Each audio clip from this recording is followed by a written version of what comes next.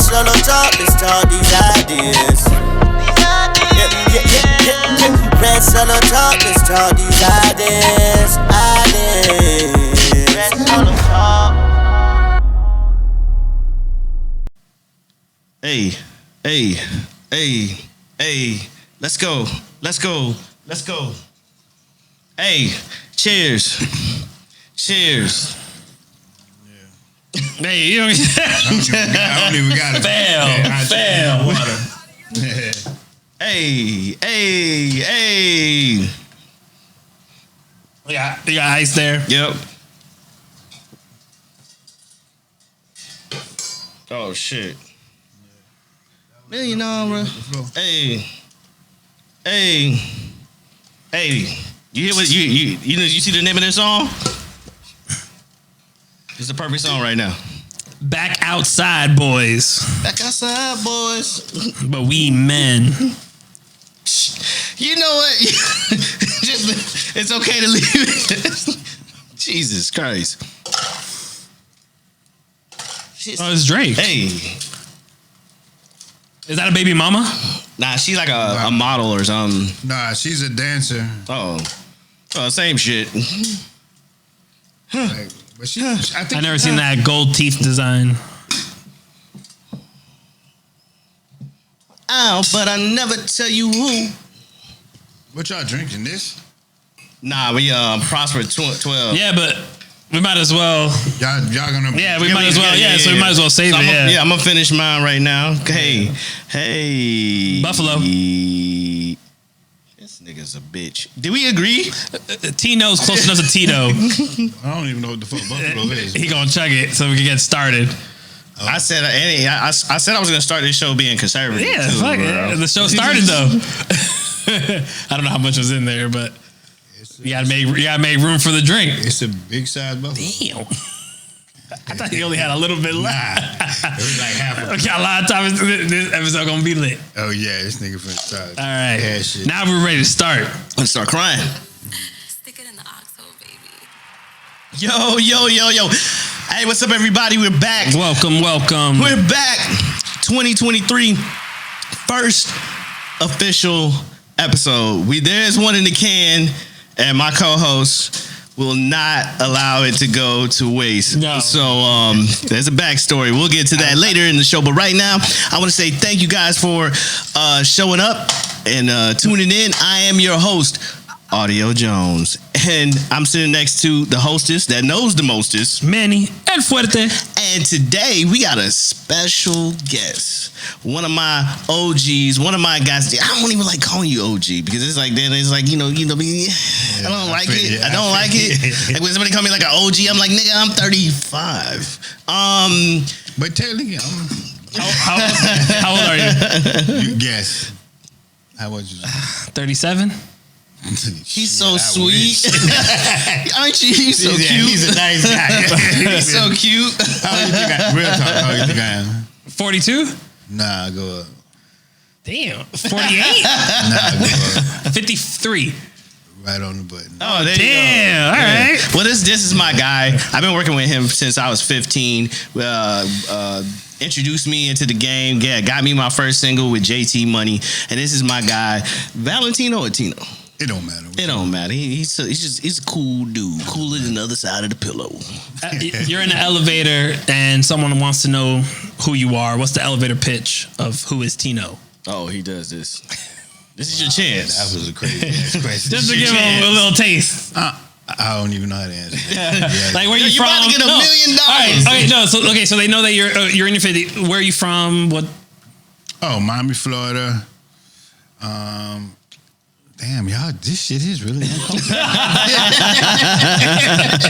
This is his first time. Yeah, I told him we doing content. But I in told him I'm not 2023. gonna act for TV. I'm That's gonna be fine. me. I'm All right. natural, So we gonna get to know you throughout the show. That's how we gonna do this. Like try to fake it for TV. We gonna get to know you throughout Red Solo Talk, and it can't be called Red Solo Talk without having Red Solo cups and having something inside. So every episode we try something new. It could be a cocktail, a whiskey, a beer, a vodka, any type of liquor. And this week, This week it was on me because if you guys don't know, we trade off. I'll do 1 week, he'll do another week. Today we got That's right. We have Woodford Reserve. Okay, Woodford Reserve. This is a Kentucky straight wheat whiskey. It's 90 proof. 90. No. Oh yes, 90 proof. 40. What? That's interesting. 90.4 proof. 45.2% alcohol. I've never seen a what's it called? Odd number. That's right. So we're gonna try this. I've never had wheat whiskey. So hold on, let me ask y'all, since I'm the one that doesn't drink, the 90 proof and That sounds scary. It's always half. no, but like I don't know, like it's only 40% with the percentage of the alcohol. What's the difference? The proof in the alcohol content. It's always it's always connected. So proof is just a fancy way of saying the alcohol percentage. It's always double. So whatever. So if it's 40% alcohol, it's 80 proof. Okay, I got you. It's always double. Always. I got you. I forgot why. I told you this. The hostess that know the most. This nigga knows everything. So we gonna try Woodford Reserve. We gonna do a little taste test. There you go. This is yours. This was your this was your buffalo. Yeah, that was my buffalo, bro. So what we gonna do? At the top. Damn, I gotta drink it. Hey, we gotta do Woodford Reserve right. Insane, bro. It ain't fair. I'm supposed to be pouring my heart out this episode. Not gonna be in this bitch crying. That's more authentic. Good Jesus. You tasted it already? This guy is just going crazy. That liquid courage. Hey. It actually might work for you. Like you might loosen up. You might start talking shit. Don't talk about nothing that's gonna get us canceled. Nah, you can talk about whatever you want. Because if I don't get us canceled, we would have been canceled already. This nigga don't play, man. All right, so we poured up. Cheers to 2023, to starting off on the right foot. Right foot. More foots forward. More foots forwards. More business. Eye contact. Salud. Eye contact. All right. Let's take going in for the taste. First sip don't count, just to cleanse the palate.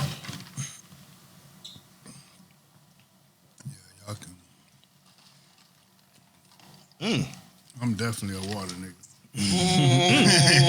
You could definitely, water changes the water changes the makeup of the oils, and it changes the whole profile. I remember when I did a whiskey. I don't make this shit up. When I did my first official whiskey tasting, they teach you to take the first sip, cleanse the palate, second sip to taste it, and then the third taste test is you drip 3 drips of water, 3 drops of water with a straw, and you see all the oils break up, and then you take another taste test, and that's like a. Oh wow! So that's the way I always taste a whiskey. And now I'm drunk because of that fucking buffalo. You feel it? Nah, So it's there. we ain't do none of that. So technically, we ain't taste nothing right. We didn't do the 3 drips. Oh, no, maybe next show as it progresses and the production grows, we'll grow the production. We'll have a dropper. We'll have a dropper and we'll just do this shit the right way. Oh shit! That's a red solo talk first. Buffalo. Oh, you gotta go big. What? I call buffalo. No, it's because you had a drink that wasn't the one we needed. Don't move the goalpost, bro. And I spilled most of it. And exactly. So now it works. So you even got to drink that much. That's not on the camera. It's all good. All right. Had a little. So situation. So we're gonna go around the table. How are we doing? I'm pretty cold and wet right now.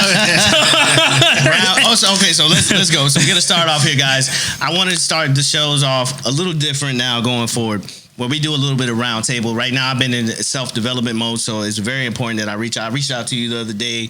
I'm always chiming in with you in the morning, where I reach out to my guys and be like, how you feeling, where you at? If there's a space where you need to speak on things, table's open. So let's start clockwise, right? Yeah. All right. So I'm wet and cold right now. And 2023 is looking real positive. Everything I set my mind to towards the end of 2022 is coming to fruition. So at the end of the day, anything you set your mind to, any goals you make, It's all about the decisions you make, and I've been making more right decisions than wrong decisions. So I'm proud of myself for that, which gives you a positive feeling. So I'm just in an overall good mood. I'm always in a good mood, but what was that? I was gonna clap it up for you. Oh, Okay. So I've always been in a good mood, but this year I'm in an exceptionally good mood compared to others. So I can't complain. I'm not mad at that, bro. I'm happy for you too, man. I think that's very important. You know, that at the beginning of the year you start in the best mind state. I mean, it's the beginning of the year. In other words, all the stars are aligning in a way that haven't aligned before. Man, happy for you, man, for sure. I guess it's my turn. All right, let's go for it, guys. I'm doing. That's called counterclockwise. Oh shit! I wasn't gonna point that out, but The hostess that know the Moses. Matter of fact, yeah. You go ahead, jump in there, because I'm probably gonna be long winded anyway. So okay, yeah. How this year started out? To be honest with you, it started out kind of shitty. okay, To be 100 with you. lay it on the table, brother. So, I think it started off kind of like bad. It's getting better. I think it's going to turn out to be pretty good because I think I'm going to make a lot of like self changes and just get to know myself. Like, I guess since I'm in that age, I'm probably like You're rebranding. yeah, like how you always say, rebranding. Definitely, the little workouts and the walks we have in the morning. That's probably what's changing a lot. Like, and we have good conversations, and I'm getting into probably. How can I explain it? Know more about myself and probably figuring things out a little bit more. But, I mean, like I said, it started off bad, but I think it's going to turn out pretty good. I think it's going to turn out good. Right on, brother. Yeah, so I'm not mad. That's a truth bomb. So it's that's definitely the goddamn truth. Absolutely. Okay. I love it, man. You know, trying to stay in the space of great positivity and a lot of growth. As y'all know, myself, I've been on a journey of self-development and just getting myself to my highest potential. A lot of revelations I found out about myself, and a lot of things that I realized that I was living a lie for, and wearing a mask. Most important, wearing a mask, and I was pretending I was superimposing a caricature of myself to people, but I wasn't living true to what I was imposing in terms of the idea of what I want people to see me as.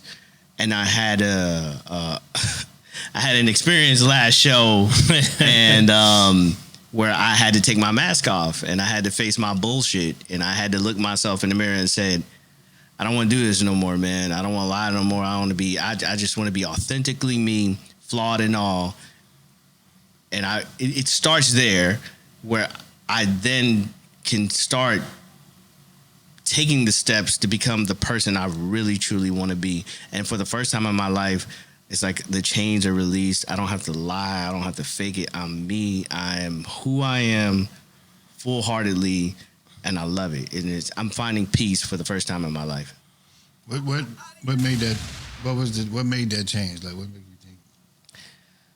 So Yeah, what happened last episode, last recording? let's see here. So we're gonna get picking up from where we left off. Yeah, so this is a little bit. we took a holiday break. Yeah, We didn't record during the holidays, and then we got back into it in January 2023. And so a couple weeks ago, we tried to do the start off the year Red Solo Talk 2023, and you can check the description below for a link to that recording. Now you got to do it. So what happened? What do you remember? Well, I was drunk as fuck. I know that. Nothing new. And I know we were like, I won't even say mid show, but we were rolling, you know. And I remember I took my headphones off, and I just slumped down into my chair, and it was ethereal because it was so real to me. So from my point of view, I asked you a very specific question. Do you even remember what the question was? Not at all. Okay. What was the question? Do you remember? Yeah, I remember. Yeah. So Chat GPT was a topic for that episode. Are you familiar with Chat? Yeah. So Chat GPT, and I went through this whole soliloquy about the history of when there's advancements in technology and society's afraid and they shouldn't be afraid is my point of view. And then I asked you a direct question because I'm not familiar with Chat GPT. I haven't used it. I asked you a very specific question. I said, you utilizing Chat GPT for the past week, if you lost access to that, the website crashes, it's done, or the government comes in and says no more, how many people would you have to hire as a team of your employees to make up for the power that GPT gives you? That was the question. Okay. But I never got the answer because that's what started off. Oh, so to answer the question, not many. I'm usually a one-man army. So, but no, I'm saying to give you the same benefit, like to make up for the loss of ChatGPT. Oh, yeah. You'd have to hire a team at least team of like. I mean, it's. I couldn't even really put a number on it because how fast it processes. You know, I mean, just say a staff of 20. Oh wow. No, it's that serious. Yeah. So you see, that was. It's like, and that's just me, and that's me being nice. So the point I was making, if you watch what's in the description below, is just that ChatGPT is not something to fear. It's something to. It's a tool. It's a tool to assume. It's like if you hired 20 people. It's like you automatically. Everyone on the same playing field has a team of 20 employees at their disposal. And it's how you use it that's going to make the difference. The same way it's how everyone uses their current tools at their disposal is what makes the difference. Nah, absolutely. True. Dropping that bomb, yeah. So it wasn't the question that broke you down, though. No. It wasn't. I wasn't. Why does that break you down? So from my point of view, I asked that question very directly, and then all of a sudden takes off his headphones, comes into the mic, and just goes totally left. Fucking left. I lost my mind. But some truth came out. I lost myself to find myself. Mm-hmm. And I realized I've been performing on the last. You know, I'm the editor of the show, so I get to watch it in real time. And when I say I cringe, I sit there and I watch myself, and I'm like, "What the fuck is wrong with this dude?" You know, and mind you, nobody else probably would say it. It's just no one will know. I know because I have to. I'm looking in the mirror, literally. You know, but I get to see the version of me past tense, and I get to come back in and be like,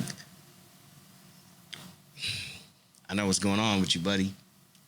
And I've been performing for an audience of one. In fact, I've been. If I had to sum it all up, I've been performing with for an audience of one, in order to send some message, you know. And it got to the point where I didn't want to keep playing the role. I wanted to move past what I was doing. Are you in the podcast? Of one? No, I'm not the audience of one. Okay. I'm not the audience of one. And then I had to face, I ended up facing, you know, the truth about certain situations and circumstances. And then I said, okay, well, here's your choice, guy. This is where it's at. This is what it is. What are you going to do? I said, you can't keep doing this no more. You're gonna have to move forward, and you gotta move forward in a way that's true to yourself.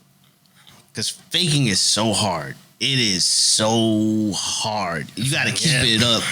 And it's not sustainable, bro. It's not sustainable. It's so easy. That's why I said for the first time I find peace, because it's like, I'm me, bro. I'm me, flaws and all, whatever it is.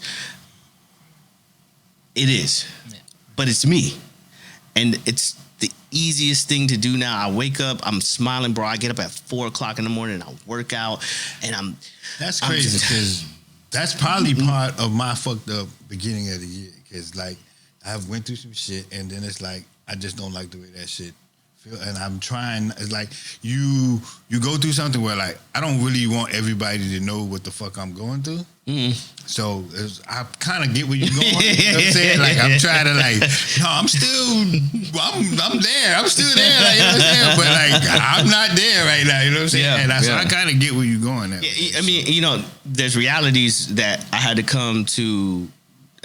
There were certain realizations that I had to come to where it was just like, okay, this served. You was trying to you did this for a certain purpose. That purpose doesn't matter anymore. What matters now is you pick up from where you are right now, and it literally.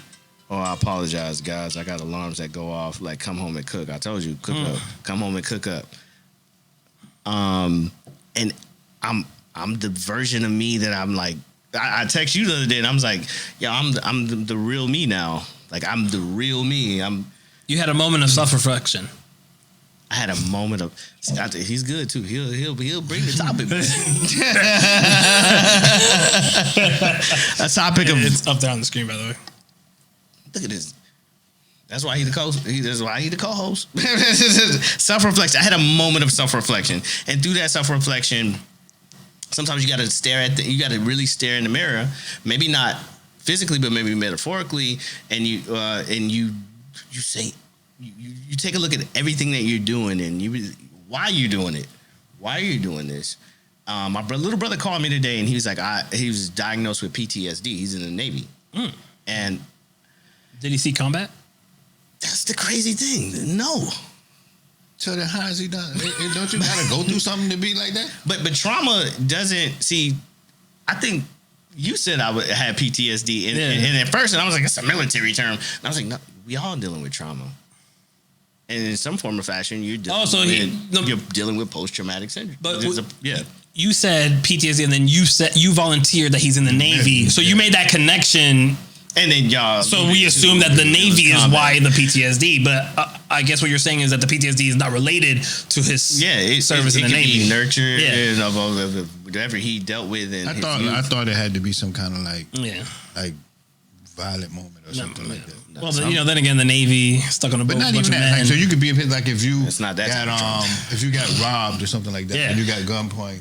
It could be that. So I suffer from PTSD temporarily when I had a year. So I drive for many years, no accidents. And then I have a year where constantly, I just kept getting hit when I'm either going very slow or at a standstill.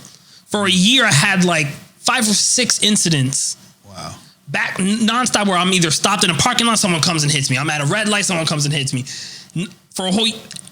Maybe for 3 years after that, I had this nervousness that I didn't recognize until I looked back, that I was uneasy driving. Anytime I stopped at a red light, I would be uneasy and bracing and have the stress hormones be produced like if someone's going to hit me.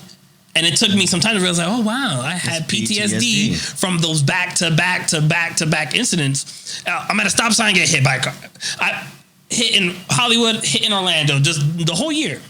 When we were shooting some content for the reggae group Inner Circle, and he was talking about the black woman and how she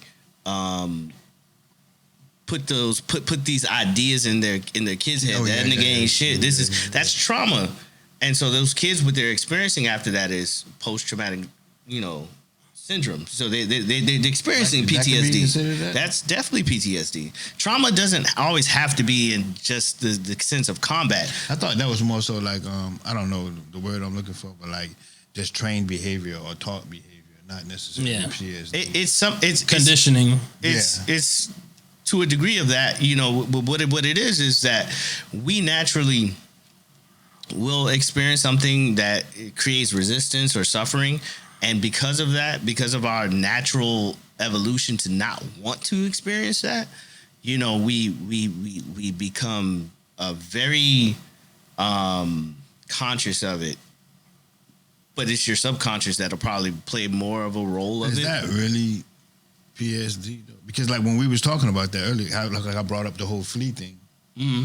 I like the that's the fleas in the jar, and then they can jump way out of the jar. But if you put the lid over it and they keep hitting their head, they stop there, and their children end up doing the same thing. You can take the lid off and they won't jump out, even though they can clearly jump out of the jar. Their kids would grow up and do the same thing. That's like the parable with the elephant tied to the chair. Oh, I heard of that too. Yeah, a baby elephant is tied to some flimsy chair, but when the elephant's a baby, it can't actually pull the chair, and eventually it gives up that to the point where the elephant is huge and fully grown and could destroy this chair, but just knows that it's not even to try. That's conditioning and trained behavior. Yeah. Whereas PTSD usually is like is the outcome of having some traumatic experience. Yeah. So that's my point with the lady talking to her kids. It's like, it's not really trauma because they're not going through it, but she's teaching them. You know what it would be if someone else. I'm not familiar with what you guys are talking about, but like if some lady's like screaming at their kids or whatever, and then like they hear a mom yell at their own kid, and then they have nothing to do with it, but because of PTSD, they see the mom yelling at their kid, they feel some type of way. That would be more PTSD. Yeah. So, but I mean, post-traumatic. Yeah, post-traumatic. So when I think about it, I just think any trauma, and because of that trauma... Yeah, semantics. Right, exactly. Saying the same thing. Here's another guy with the words. Yeah. Semantic? Nah, I just be like, me and him talk all the time, and I be like, okay, I don't know that one. What's that word? Semantics? I know what semantics is, yeah. But he uses that word on me all the time. We were saying the same thing. It's semantics. Yeah, it's just semantics. It's like, whatever. No, but the reason I say that is because probably none of us actually know what PTSD means as far as... Well, we have... As far as a doctor, like what would a doctor... Pretty much. Hey, Siri. Oh, shit. She came up. How you, Siri? Okay. Well, you know what? Let's stay on track here. Part of the show, I want to start introducing because of you know we've been doing this a little while right now. Like, how long do you think we've been doing this? I mean, like definitely over 2 years. That long? Maybe 2 years. We had that hiatus, so I would say a year. Yeah, that's what I was gonna say. Yeah, from what I know, a year where we've been more consistent. Yeah, well, since we started podcasting, period. Yeah, probably a year and a half to 2 years. It's almost. We got some shit in the tuck that will never see the light of day. Lighting was terrible. The production was horrible. Like, I learned camera doing podcasting. So this part of the show, I want people to walk away and have something that they can eat. You know, food for the soul. Food for the mind, something that can be valuable to themselves. And, you know, if you have something, you bring it to the table, you have something to bring it to the table. And so one of the things that I preach, I'm now in the process of, is something that comes out of the book, Atomic Habits. Oh, that's my jam. Priming your environment. You want to win. I was just talking to somebody about that today. Prime your environment. Anything that you can consider that would halter your success, get it out of the way. Or be proactive and set yourself up. You want to jog in the morning, put your shoes next to the door. Wake up, put your shoes on, so that way you're ready to go. You want to set yourself up. We're so lazy that we won't do the things that would benefit us the most. But just some small things. Not only are your shoes at the door, but you went to sleep instead of some silk pajamas. You went to sleep in your workout gear. So the second you get up, you just got to put your shoes that are at the door. Take a piss and go running. Yeah, you want to make good habits easier and bad habits harder. So you recognize your bad habits when you're not in the moment of blindlessly, subconsciously doing it, and you make it harder to do it, where you have to be more conscious of it. And good habits, you make it easier by going to sleep in your workout clothes. So that way you're not waking up groggy in silk, comfy pajamas, and you have to think about, where's my pants, where's my shirt, where's my... You just ready. You ready to fucking roll. Yeah. Ready. You get up and you're ready to burn the world down. Yeah. Prime your environment. So what do you do to prime your environment? Well, I mean, the biggest one I can mention that is fairly new, which is definitely my calendar. Yeah, you've been on it. Yeah, I've been. You've been on it. Like I fill it in every day. I joined and I'll be like, yo, this dude has everything plotted. Yeah, because but it's helpful. It really is. And at the end of the day, I had to sit there and at the end, you have to be honest with yourself. We're talking about truth and honesty. It's like, okay, you're either happy with where you're at or you're not. And if you're happy with where you're at, more power to you. And if you're not, then you have to answer the ultimate question. Why aren't you? Why aren't you happy with where you're at? Why is there a gap between your expectations and your reality? And for me, it really all boiled down to my disrespect for time. A fancy way of saying procrastination. Because historically, you had a distortion. I still have as far as the whole psychological aspect of it, where I don't feel the sense of time. That's still a reality. So I needed to fake it in some way. I need to feel the urgency in time that I don't naturally have, and keeping my calendar filled out kind of does that for me. It makes me very conscious of time, makes me very conscious of what hours I'm spending doing what, and so that's like the biggest way I prime my environment. Now, as far as physical goes, I do that. As far as the workout gear, I try to sleep in my workout clothes. I have different workout clothes for different types of workouts, all organized separately. So that helps. So if I'm going to do a boxing workout, I know exactly where to go to get all my stuff for boxing versus swimming versus jogging versus gym versus, True. So on and so forth. Awesome. You don't necessarily sleep in boxing clothes. Just prepare for it in the morning. No, like I'll sleep in the shirt I'm going to work out in, and I'll sleep in the pants I'm going to work out in. Okay. And then I have, so like that. For example. So for me, I simply, because I wake up at 3:30 to be ready to work out by 4, I make sure that I go to sleep at least by 10:30. 10:30, 10:45. And I'm not gonna lie to you, sometimes it gets to 11, but I make sure that no matter what I want to do, as much as I want to get stuff done, and y'all know me, like I want to get this done, I want to get that done. I turn myself off purposely. Like the only way you're gonna wake up at that time is if you get the rest, because rest is very important. It's probably the most important thing you can do for yourself. Sleep. I don't care what nobody says. Like sleep is for. There's so many other sayings where like sleep is the enemy. I was like, no, sleep is gonna make sure that you get up and you be optimal. You need rest. So for me, that's how I prime my environment. I make sure that I have a sleep schedule, which has been tremendous to my transformation. Is there anything that you could think of that, even if it's not even conscious, that you could say is like priming your environment? I do the clothes thing where I do like setting up my, like I get up early in the morning, like regardless whether I would go to sleep early, go to sleep late, regardless, it's just built in me. The one thing it wouldn't be like necessary, like how you say you're trying to either build good habits or break bad habits. That's more so what I'm trying to do is break all the bad habits that I'm doing and just trying to get back to the old me, because this new shit that all of a sudden came about, I'm not comfortable with it. I'm not used to it. Like I really never been depressed.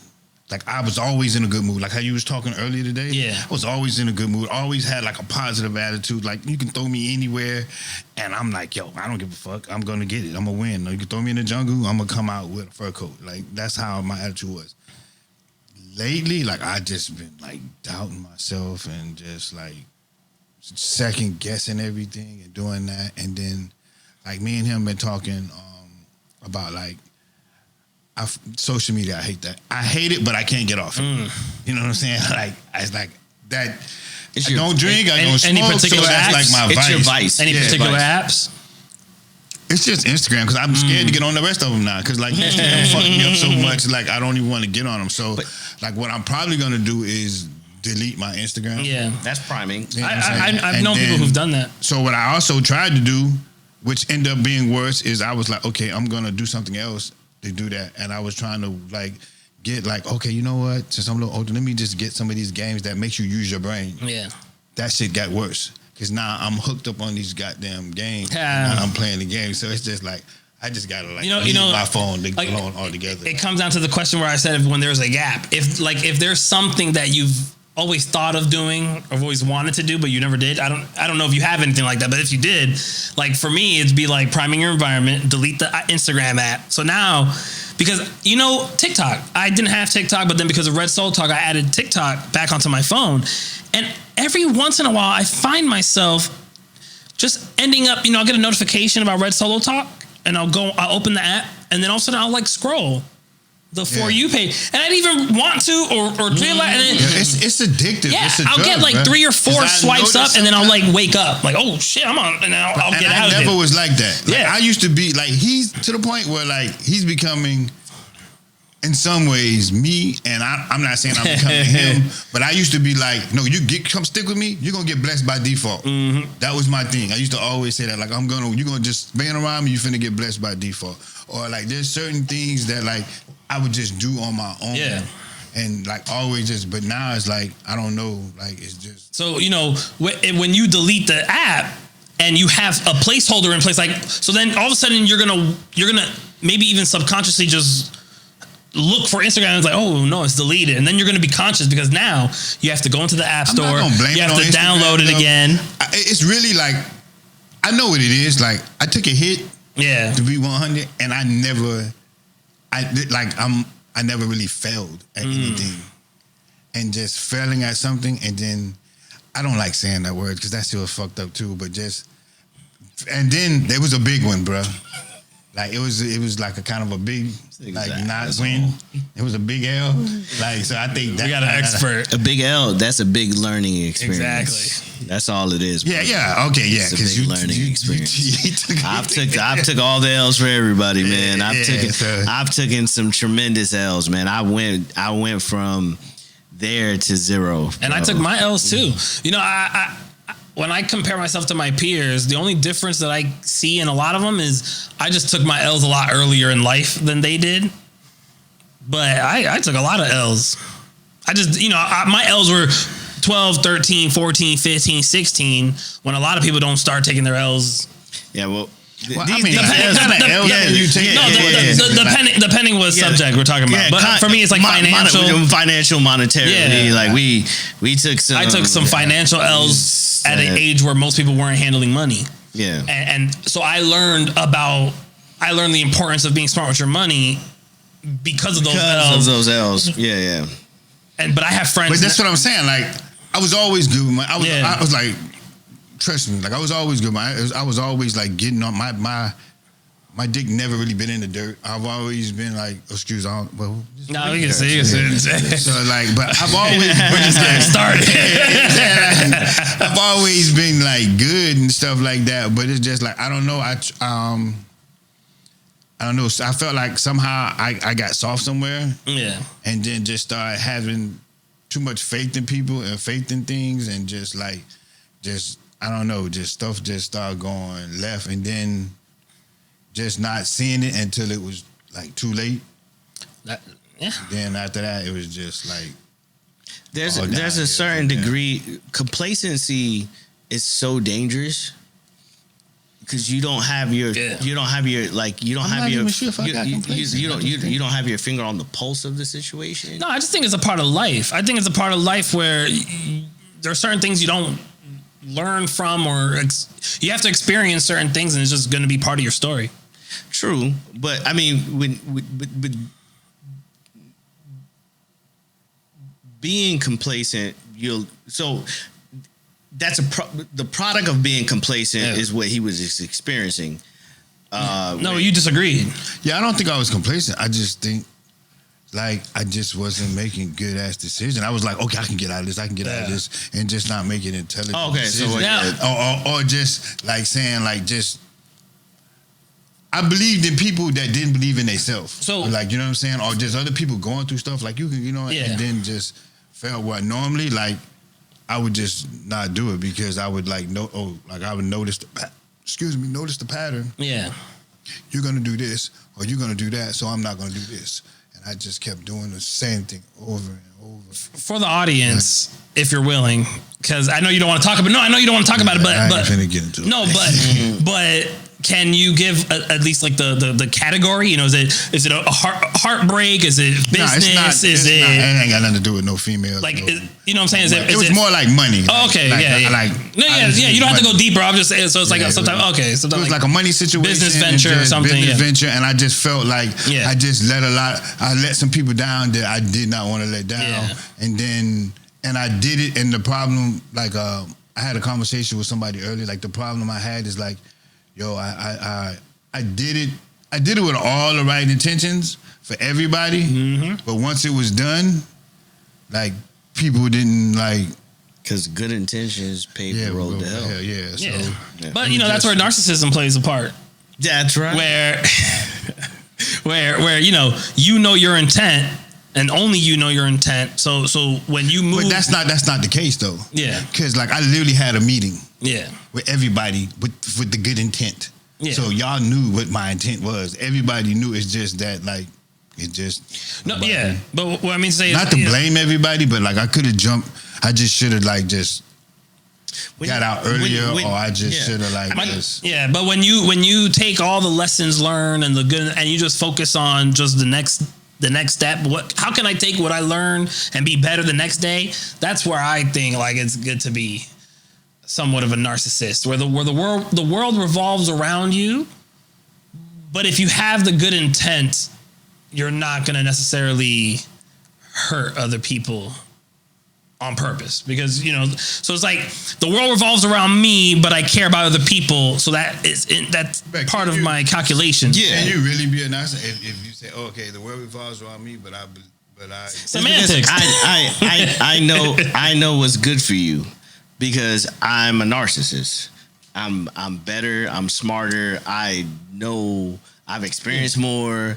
Man, that could be all fucking. But that's a narcissist? Well, yeah. So there is a like an official, literal, psychological DSM, manual definition of what it is to be a narcissist. But we use it kind of like. It's kind of like how in relationships there's a dominant and a submissive. Mm-hmm. It's kind of. I meet people that are submissive in life, just in general, and I meet people that are dominant in life and in general, and that's kind of. I think that's kind of what we're talking about. That's what messed me up. Yeah, I think that's kind of like that submissive. Exactly. Yeah. And just like taking a lot. I took a lot of like stuff that I normally wouldn't take. I took a lot of like BS and a lot of stuff where normally I would have snapped. Exactly. Went off. And there's a level of narcissism needed as a kind of like a prerequisite almost to be truthfully dominant. Yeah. So I think that's what we're saying. It's just that usually dominant submissive tends to deal with romantic relationships, but it plays a part in all of life. Absolutely. Yeah. No, and what do you mean when you say you're a narcissist? I walk around thinking that I'm better than everybody. The true definition, I think it is. Not necessarily so, but yeah, so I guess yeah. Well, I'm walking into my truth. Yeah, I suffer from narcissism, but a healthy amount of narcissism. And as long as you earn it by feeling accomplished by and producing, like you were working on an album, right? That's right. And where you at with the album? I do this for a living. Fucking good. Where you at? Hey guys, hiatus over. Audio Jones, the artist and producer, is back. Album finished, not finished. We got one more to go. We got the swan song to go, and I need that one, just that hurrah song. This song, the album's songs about her. And I need that the victory song. Not so much the victory, just the revelation of like everything that was supposed to happen happened. Yeah, for good reasons. The finish line song. It's just I'm good. And how many tracks total? 6 or 7. Counting the swan song? Yeah. All right, maybe 8. Okay. So stay tuned, because we're going to do an official Red Solo Talk album release party. / podcast. And I don't want to, it's It's gonna be a big event. I already said I'm wearing a suit. It's gonna be a big event. I'm wearing a suit for that episode. Setting is gonna be very different. It's gonna be dope, and I mean, it's a real project. It's the first project. I was 15 when we released a single with JT Money. Mm-hmm. I was in my 19 to 20 when I did songs with Trick Daddy and Pitbull and shit, and I'm 35 now, and I haven't released music. Really released music since then, PTSD, and I'm super fucking excited. Yeah, that's a good one. Yeah, that's probably the real. Yes, yeah, real. Like he has real. Yeah. I had to talk him off the ledge. Like, nah, but this is gonna work. And now when you go on dates, you can talk about it. Like, oh, I just made this album. I don't plan to talk about my music career with women's. So what do you talk about on dates? It seemed like a flex, you know. It's just like, yo, you know, I do music and shit. You know, I don't want to be that guy. You like to be mysterious when you're dating? I mean, I just rather talk about, you know, other versions of myself because I'm that creatively. I'm that in my business. So for me, I just rather be like, you know, like Tyrone when I'm with them. You know, like I don't want to be audio when I'm with you. That makes sense. Nah, I'm lying. I'm a narcissist. you let them find out on their own. Yeah, I don't like. I don't walk around and be like, oh, you know, I can sing. Like that's the old me in middle school and high school. I used to be like, you know, I just sing and shit. This is how you got the girls. But I don't do that shit no more. So it's very different. I'm much more. That part of my life I haven't really figured out. I figured out the other shit, but as far as like what I want and what I'm looking for, I'm in the wilderness when it comes to it. Are you in a relationship or for how long? How many? 10 years. 10 years. Okay, so I think it's 10 years. I'll probably a little bit. Oh wow. You So you got see, trouble right now. so you and I are in the same boat. I'm in a relationship for 6 going on 7 years. So, you know, you know, it's interesting to think because the last time you were dating was 10 years ago. Yeah. So tomorrow something happens and you go back on scary, bro. It's like, where do you even begin? That's so scary. So, you know, for you, He's so good. you had you had a hiatus. Like we talked about this. Like, Yeah. I wouldn't know what to do, bro. So for you, living it, you know, dating. You good, my guy. You good. Like, what is you know, dating life in 2023? How's that been? Like, and especially for someone who's gone so long without having to partake in it. I treat dating like the business, like the, you know, like, so I like the terms I use, like the marketplace, you know. So the marketplace is. That's funny because you really do. it is.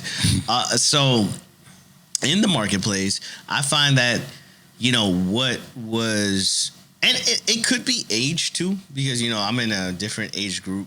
You know, so what I find in the space is it's so different, you know, because when I first started, when I, you know, it's been 7 years since I've gotten to this space. 7 years ago, there wasn't that many dating apps. Now it's like Bumble, Hinge, Tinder. It's so many. See, I think you're on Jack too, right? Nah, I'm not. See, this nigga be trying to be funny. That's Jack. Probably some gay shit. Oh. Yeah. It's like Grindr for like big muscular black guys. Wow. I see what he be looking up. This nigga's crazy. I don't even Listen, know. knowing everything is a blessing and a curse. But no, there's so many dating apps, and the dating apps, there's cultures on the dating apps that you have to understand. You know, like people on Tinder, it's a little more free, where people on Hinge are a little more specific, and Bumble is it's what's crazy. Hinge it's a dating app, but they all have different cultures, and they have. So that's what I'm asking you. Like, what's the culture on Hinge? Like, what's the? Because Like, I don't know none of these apps. I've never been on none of these. I never I've used heard of Hinge. Tinder, but Right? that's it. Tinder, right? Yeah, I've used Tinder, and I went on one Tinder date. I've never used Hinge. However, Hinge is the one that I have had the most third parties tell me that they see success in Hinge. Serious relationships, long-term relationships, because real connections. Hinge gives you the option because of the. Do they have like better algorithm? Yeah, because they'll actually suggest people to you. Like, we think that you guys are the most compatible, and then you would either swipe left or right. That's some Black Mirror shit, because in the future, AI is going to really No. you're going to be with your girl for 10 years, 7, and they're going to be like, no, actually, this person in Zimbabwe or this person in Paris is like your actual soulmate. So far, So what do you do with that information? Hinge has been giving me That would be crazy, right? Hinge has been giving me matches, and I'd be like, nope, you're wrong. You're wrong, and mostly physically, because it's like they think that I'm supposed to be with like chubs. And I don't understand. What did you put in the algorithm? It is, probably. No, I don't. Cause they don't. Do they ask you for like physical look, how it look? Or they ask I you get more my like just attitude? All right, so You put thick or voluptuous or something? Okay. no, it didn't ask me that. But Put body positivity.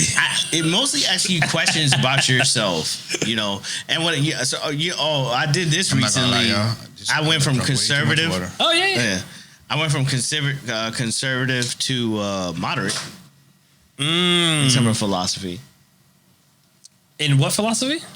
political philosophy. Oh, so you're getting more of the fat bitches, because conservative bitches, they look the best, just objectively speaking. There's some cute ones. No, objectively speaking, conservative women tend to be the most attractive. And it makes sense if you think about it, because the more you are on the scale of liberalism, the less you care about your physical appearance. Not true. No, you're going to find exceptions. I'm just saying in general. Not even, no. In general, the ones that I can't tell you how many times I've came across a profile, and because they'd be like, if you voted for Trump or you support Trump, swipe left, and I'd be like, it was all there until you said that. Not to say that, my thing is, but a lot of those people, they don't even know why they're saying that. Yeah. So if you actually had a conversation with them, they're probably more conservative than they even know. Exactly. Yeah, the type of person to put something so ignorantly on their bio is probably someone who's just regurgitating what they were talking told. points, and they're just very, But if you ask them like, should children transition? Should you chop dicks off at 12 years old, whatever? But, oh my God, no, that's crazy. It's like, oh, you're more conservative than you realize. It's a lot of wokeism on there. The amount of wokeism is what surprises me. That I'd be like, wow. Because a lot of times they be like, you got to be creative and into the arts, and I'm like, I make music, baby. And then, so what is it about? I'm sorry. No, go ahead. No, what is it about Brickell bitches specifically when it comes to dating? He's getting an award. Like, he's getting a fucking podcast award. What is it about Brickell? That's all right. So girls in general. Let me tell you guys, you prefer them for all you niggas that been in relationships 5 years plus. Yes, you ain't been if you've been behaving and being a good nigga. Because you say Brickell, I say get your girl from a farm. You do, a farm. Yeah, that's where they're untainted. That's where, because farm girls is where you get the blank canvases that you can mold into your life as your partner in crime. Why you say Brickell? Yeah, why you say Brickell? My bad. Why you say Brickell? Okay. Because I see neither one of them. Because Brickell, to me, I think of girls to cheat on your wife with. I think of girls that you don't want in a serious relationship. No, not necessarily. Because you'll find, what I find is a lot of the Brickell women want serious relationships. At least that's what they're saying. It's very superficial. I was going to say 9 out of 10, but 10 out of 10, once I see her and see her profile, before I even get down to the place where location is, I can call it out. I said, that's a Brickell bitch. Brickell is where all the pretty people live, okay? Okay? So you're going by physical. This is like Rodeo Drive. This is Hollywood, baby. But are you mixing sex with relationship? Or sexual attraction with relationship potential? Interesting question. Right. So here's the thing, because my philosophy on relationships are very different than most people, right? Mm-hmm. So simply put, I've been dating in the, I was going to say fresh water, but that'd have been kind of like reckless, right? Yeah. Well, no, because people like peacock bass. Yeah, you can't use that. You can use What do you call you know the what? water that's on the side of the road? Those little buildings. Canals? Yeah, canals. Yeah, That's what I've been shopping in. probably. I don't know. That's worse than freshwater. Because freshwater you can get. No, like, canal and freshwater is the same. Yeah. Damn, a canal, but canal's like dirty. Damn, nigga. that's where you trying to go with it. No, hell no. I don't want no canal water. I ain't say that's where you want to go, but that's like you trying to say that you've been like fishing. I don't think that I've been fishing in like salt water. You know, Okay, I got what you said. Yeah. this is a To tuna. get some good This is a big ass tuna. This tuna about $4,000-$5,000. Some quality. I haven't done that in my dating history. Historically, I typically go for the nerdy, not so cool girl because I like them, you know. But then I started thinking about it. I was like, why do you like them? Is it because I'm a narcissist? I'm better than you. I've never dated up. But then Why would you want to date up as a man? why not though? Date up? I guess, what do you mean by date up? Like, so you saying you want a girl smarter than you? No, well, I Okay, want I see to. where you're I want to. Me and him talk about this a lot. And Me personally, this is I where the wouldn't show care starts. If like I don't care if you're smarter than me. I don't care if you make more money than me. I don't give a fuck none of that shit. Because you're not. At the end of the day, I'm still finna be the man. But Like I know a lot of people run from that. Oh, I gotta make more money than her. Like, Yeah. but I don't give a fuck.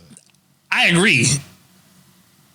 However, statistically speaking, a girl that's smarter than you, makes more money than you, is going to most likely want to lead. Now, She wants to lead a dude that don't know how to lead. Yeah, you won't accept you don't it. Know how to, You won't accept it. So she's either going to have to change or she's not going to fit. So that's why I agree with you. But as far as casting a line, You get the money, you get the power, you get the respect. Yeah. That's it. as far as I wouldn't go searching for girls that make more money than me and are smarter than me, because the chances of them If me, also. I'm not gonna lie. If but me why not? and my current girl break up, Yeah. I'm searching for you. Got to be smarter than me. You got to make more money than me. You got to bring some shit to the table. Like I want some. Yeah. I'm not knocking my girl, but like I need up. I'm not going back. I'm not going lower than what I got. I need to go up. If I don't get up, it just doesn't make no sense. It doesn't make no sense. You need to bring something to the table. I'm more caveman thinking, where I want to provide. And You stepped in it. Nah, I didn't step in it because I done told her that shit too. So. Oh. We talked about this. Nah, we talked about this. I was like, oh shit. Nah, I'm not gonna lie. Like me and homegirl been having some damn good conversations, and it's not even a bad thing. Okay. So 10 years ago, how'd you guys meet? We became real good friends. Like to be 100, I can take. Like we met at the club. We both used to work at a strip club. Ooh. She's not a stripper though. Yeah. I used to be security. She actually did like the makeup. So we were really best friends. We're not gonna say best friends, but we were really good friends and just friends at the club and just got along, whatever, like that. And she just always checked for me, but I didn't get it at first because I'm in the strip club, bro. Like, Yeah. but like with you so-called Brickell bitches. Yeah, baddies around here. Yeah, so I'm around this all day and like, But them ain't Brickell bitches. well, I love yeah, I Skylights. see what you're saying, but like I got all this around me. Whatever you This want is to a call club in South Florida? Yeah, I was at King of Diamonds. I was at Diamonds. I was at D clubs, Yeah. like when they were popping. Yeah. You know what I'm saying? G5. So I was at those clubs, and we both was there. So then, I don't know. Somehow or another, like I told her, like she Plymouth Rock landed on me. I didn't land on Plymouth Rock. See, You know what I'm saying? and you know that you say that.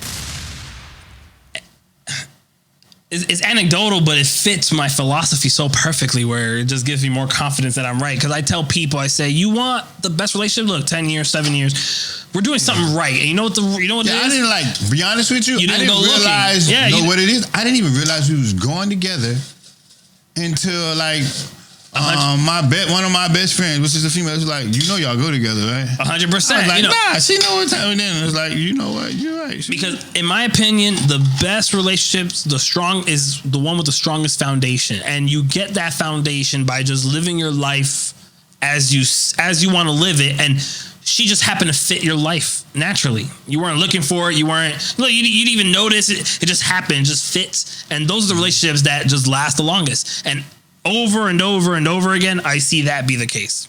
So would it be fair to say that you could see marriage, wife, kids, the whole thing in the current situation? Oh, 100%. Sure.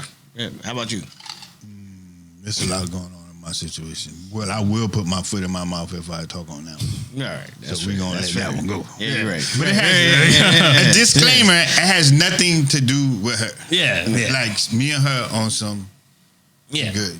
Because I hear what you're saying. And I'm not naive. I know that my relationship could end in a year or 2 or 3 or 4 or 5 or it can end any moment. I'm not naive to that either. Yeah. I just think that the best chance comes when you're just naturally living your life and the puzzle pieces just happen to fit. When it's forced, I'll give you that. When it's forced, it's some much more guaranteed it's not going to work. It just happened. Like it was like that's what I'm saying. Like good friends, and then it just like. It's a strong foundation. But how many, because that's anecdotal, how many times have you actually dated with intention? You know, like dated with a specific, you know. But see, that's what I'm going to do this time. Like, I'm going to Would you after that, would you date with intention? No. I'm just going to live my life and let whatever girl. But I mean, you dated all these years. You don't have data points. You don't have analytics that say, "Oh, I don't like." Well, this. I'm not going to go searching for them. So that's what you mean, though. Dating with intention. Yeah, dating with intention. Like, I have all this. I have this pool of information now. So now I know like there's certain things that I can identify or things that no. No, so there's certain things that I'm going to identify. I'm going to be like, I see that flagging. No. That's red flag. But what I'm saying is like then they're not going to naturally. They're not going to naturally. But it's not a prerequisite. Yeah, it's like it doesn't have to be natural. It can be intentional. What do you mean? Like intentional. So I date certain things because I don't want to date somebody with kids. Okay, that's what I'm saying. You're only caring about yourself. You're not caring. You're not. I'm a narcissist. No, but that's my point exactly. So my point exactly is like this girl. That's not necessarily just caring for yourself. That's just seeing a pattern and recognizing a pattern. Like, yo, this shit did not work for me last time. Why would I do it again? It's not like true indeed. That's not like thinking of self. I don't want to. And then there's nothing wrong. Yeah, that's my. That's what I mean. Like that's what I need to go. Like I think I was messing up because I was like, oh, you got to think about that. I wasn't thinking about myself all the time. Yeah. Sometimes you really gotta like think about yourself.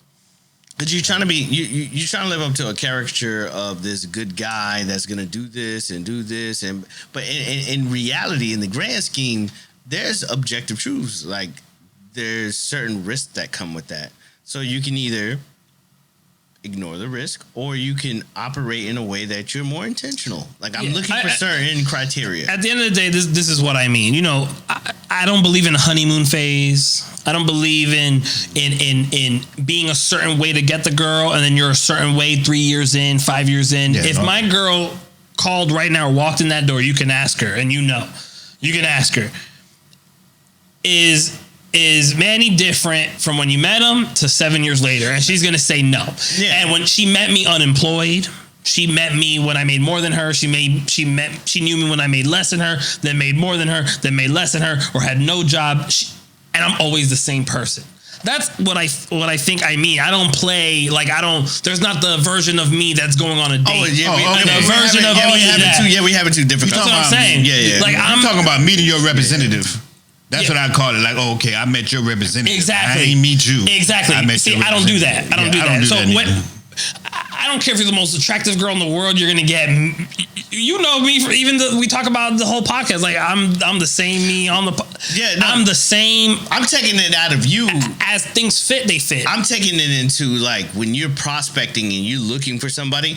I've dated so irresponsibly. Yeah.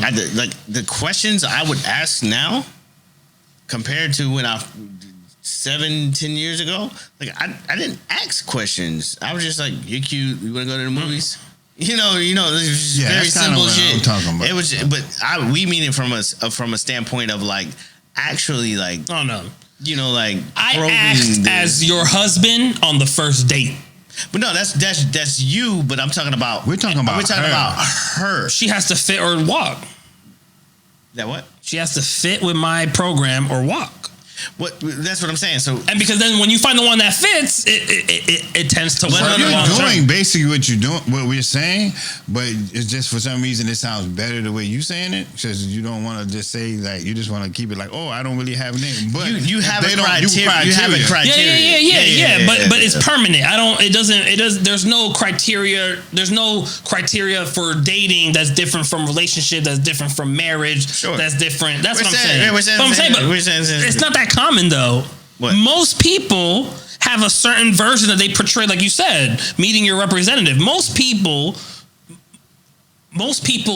go on a date, or they want to portray a certain version of themselves, or most people date that way. Most people are not 100% themselves from the get-go. Yeah, no. From what I've seen other people do. I'm not speaking for you guys. I'm just saying in general. In general. I think that I've seen it hurt them, and I've seen my way help me, and I've seen. No, I agree with you. Yeah, I think that is. I don't think it's as common. I don't think it's common sense. That, like I played like somebody that I wasn't, but I think what it is I let a lot of stuff like slide. I was me, and majority of the time, like I'm not like. Guys don't complain, you know. Guys, and I really pretty much. Yeah. So to give you like context, like I had a good life, but he knows. Like I've had my share, and I'd done my things, and I had a good life. So I've always was myself. But it's just like, and I'm just going through, I'm talking about what I was going through recently, like, and it's not really about her, so has nothing to do with her, but I was just letting a lot of stuff slide. Like, I was telling my daughter the other day, like, one of the problems that I had, like, with doing music is that I fell in love with music. So I was treating it like if I was treating it in a relationship, and I would let a lot of stuff slide, and I was not doing it like I would do a business, like other business adventures. Yeah. I'm like, yo, if that shit don't fit what I wanted to do, like, fuck you, or no, like, that's not going what I want to do, or I would, like, make you do what I want to do, even if you don't even know that you're doing what I want to do, even if I have to convince you that this was your idea, you know what I'm saying, I would do that. But with music, I was real sly, and I was, like, fall in love, and I would get emotional about it, and I think that's what I was kind of doing with the last thing. I kind of fell in love with it, or fell in love with the idea of why I was doing it, and all that stuff, and then I just let a lot of stuff slide. Your passion put more weight on the emotion and took a little bit away from the logic. Exactly. Yeah. That makes sense. Yeah. So, with that being said, you know, I believe that you should date with intention. You know, we've had enough experience, and through those experiences, you kind of get an idea of like, I like this, I like that. That's why the Brickell bitches for me simply is just a challenge, because I have never dated. I don't even want to say date up, because bitch, you know. So when I went to DR for my birthday, right, I downloaded Tinder. It was an experiment for you. I don't even remember this. Don't remember. But it was an experiment for you to see like what kind of girls, if you came to DR, like what kind of people are on Tinder. You know what I noticed a lot? A lot of bios on dating apps say like have like really weird things, like you said, like vote Trump or not, whatever, or must be vaccinated. Oh, I've seen that. Like, or don't be vaccinated. I've seen a lot of that. Like, can't be vaccinated. Do you put weight on that at all, or do you care? Or? Yeah, I usually swipe. Really that type of stuff on bro, let me tell you something. Because of this new experience, I'm learning about people in a way that makes it scary, but at the same time, you know, I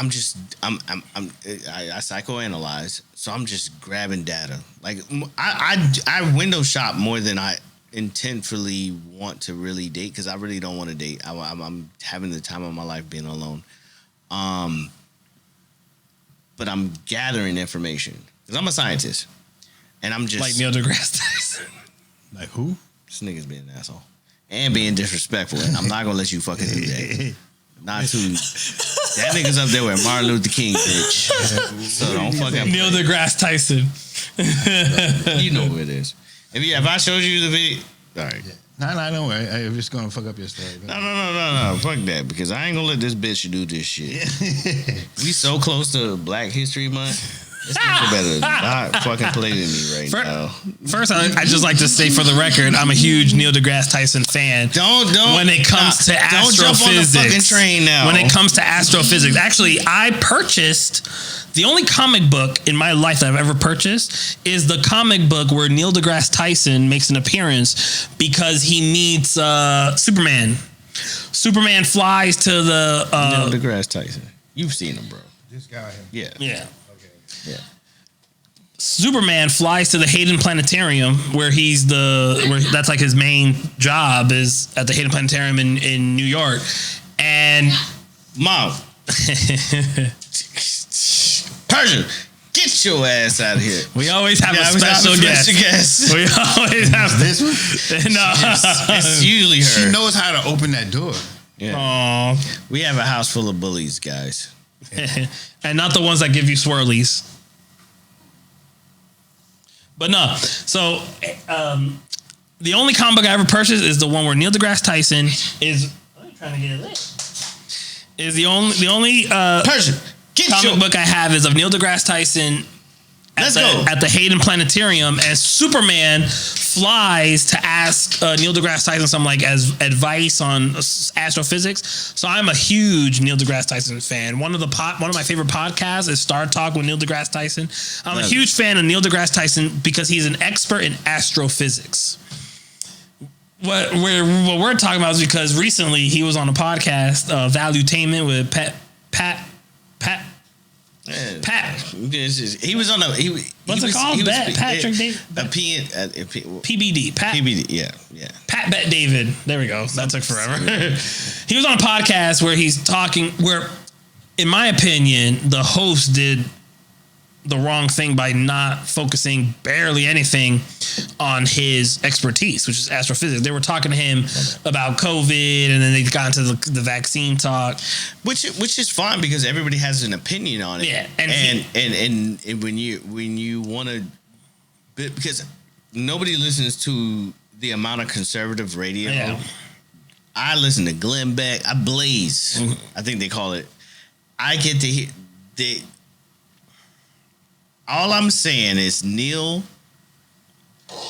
deGrasse Tyson approached it methodically.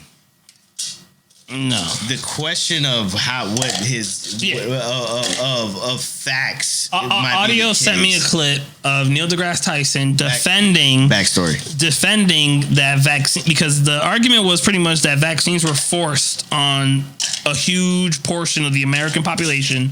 Was forced to take the vaccine to not lose their jobs or to not, in some states, in some places, it was really bad.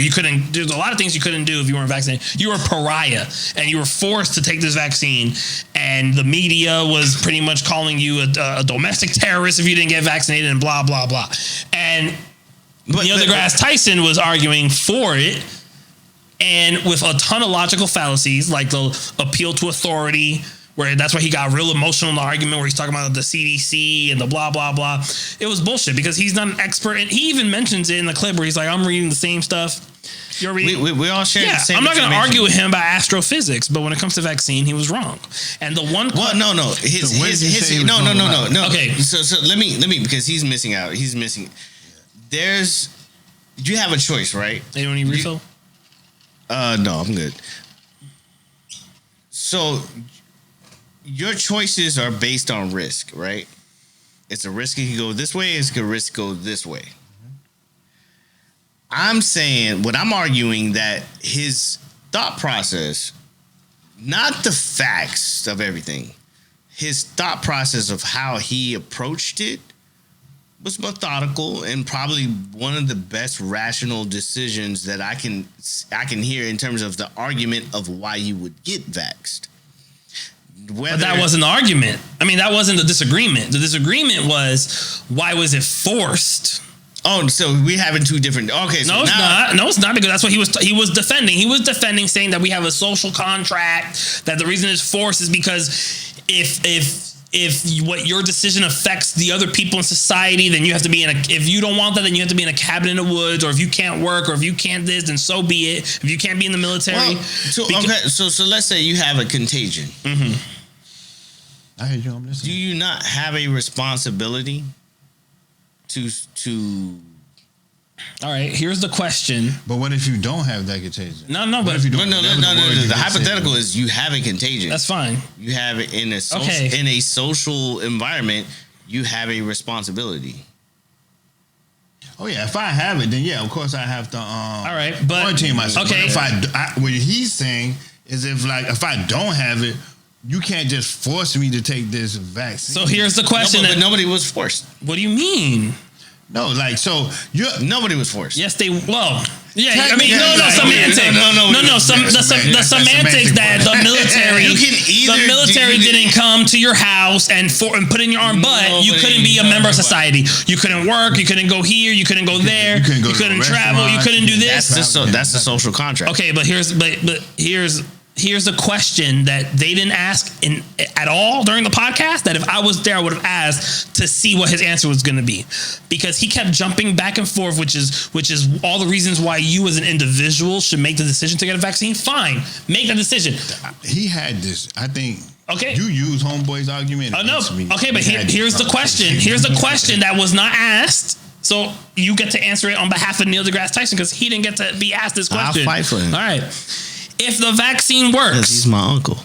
If the vaccine works, right? You're scared of the COVID, the vaccine works, and you take it. Why do you give a fuck if I take it or not if the vaccine works and you're protected because you took it? Because you ain't even. You can't drop a bomb before I answer, though. All right, go. Go. So the vaccine works. You're scared. If you get COVID, you're fucked up. If I get COVID, I'm gonna die because I'm ignorant and stupid. I don't want the vaccine. But if you have the vaccine, why do you give a fuck what happens to me if you're protected? Because empathy of what you could do to other people. If they get vaccinated, they're protected. But I don't. What if they don't? So why aren't they getting vaccinated? We can keep going down. Shouldn't they get vaccinated then if they're scared of it? Yeah, they should. So what's that to do with forcing me if the person who wants to get vaccinated is protected? Because each person plays a role, and we live in a social. So what you're saying is everybody has. Oh no. So what you're saying is that you're saying that what you're saying is that there are a certain group of people that have more responsibility than others to protect you from yourself. We all have. No. Because if I don't want the vaccine and you don't want the vaccine and we both want to take that risk, that's our problem. Because if he's scared of COVID, he could take the vaccine and then he's protected from us stupid people. Mm-hmm. So why does he have to force us to get it when he's protected because he took it? Because if you want it, you take it. If you don't, you don't. So where's the force? Because we're leading to eradicate the spread of it. But the vaccine, he kept saying it incorrectly. The vaccine doesn't stop the spread of COVID. It doesn't. It suppresses it. No. Pfizer, the heads of Pfizer came out later and admitted when they were under oath I want to say in the parliament, that they did not test nowhere in the trial did they test that the vaccine was going to end transmission. Okay, but it will prevent death. Which is an individual choice. So if I don't want to die, I take it. If you want to die from it, then you don't take it. But where is the force? Where is me taking it affecting your protection if you take the vaccine? I don't understand where the force comes from. Because of the social contract. So if you have to. So does the social contracts exist or no? What do you mean? The social contracts, do they exist or not? I mean, to a certain extent, yes, but not in everything. We have rights also. It's a complex balancing act. The question is, should the vaccines have been forced on people? But to the extent, but were they? Well, forced? Yes, to the extent where if you can't provide for your family, you can't. But that's not forcing. That's circumstance. Yeah, but that I mean that. He's backing you up in the corner by making you have to explain yourself. Yeah, exactly. Shit to me all the exactly. Because nobody came in put a gun to your head and said you had to do it. Okay, yeah, but if you're black, you can't go into my diner.